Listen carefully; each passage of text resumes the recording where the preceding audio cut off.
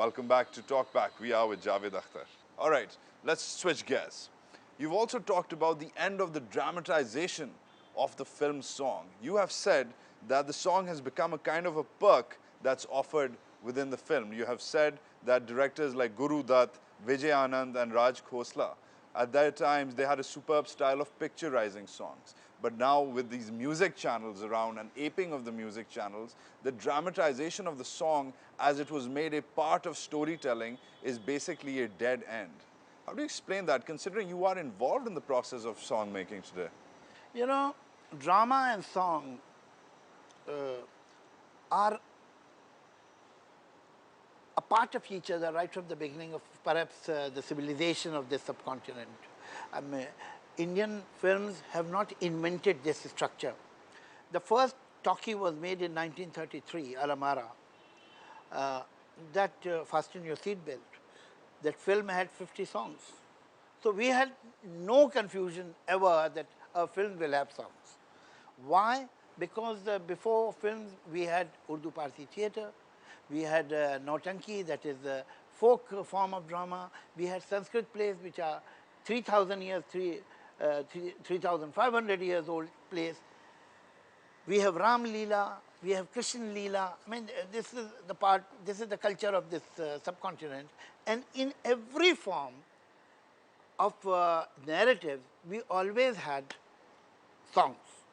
So songs were the integral part of the narration of a story. But now you're saying they're just Now what happened, that certainly with the influx of channels and this music videos, people got enamored by that. And quite often, more often than not, today we see that the song is not the part of the narrative as it used to be. But song is a kind of a bonus which is offered to you, what are called item songs. So they have nothing to do with the story. But I'm very happy that now I see films where songs are either used in the background because the level of the realism of the film is increasing. So perhaps the director finds it awkward if the actor lip syncs the song, but the song is there. Or in some of the films, songs are again being used the way they were used in 50s and 60s.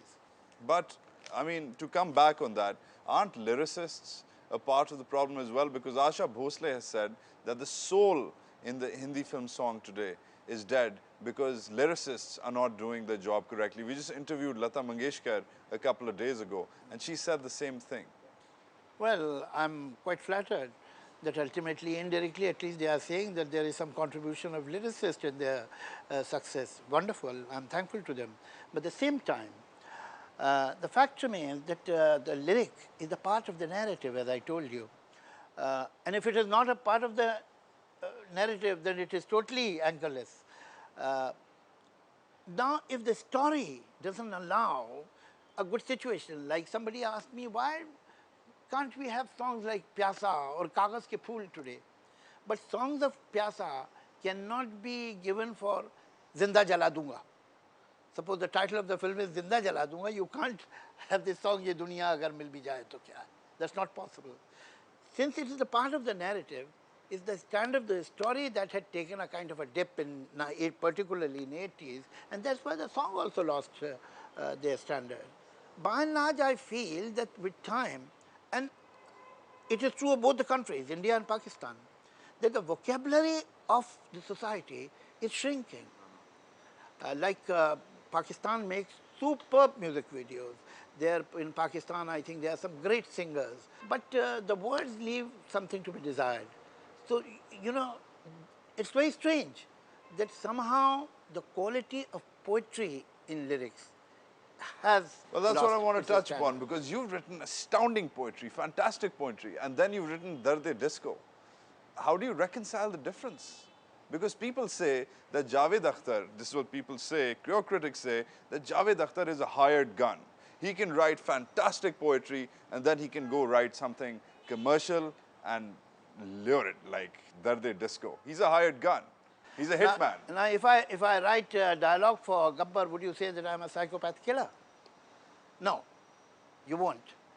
This song is also kind of a dialogue of a particular character. If you see the film, you would know that here is a film star whose IQ is in single digit, and he comes on the set and he is told that this is a very emotional situation, but being a star, he throws tantrums and he says, no, I want an item song.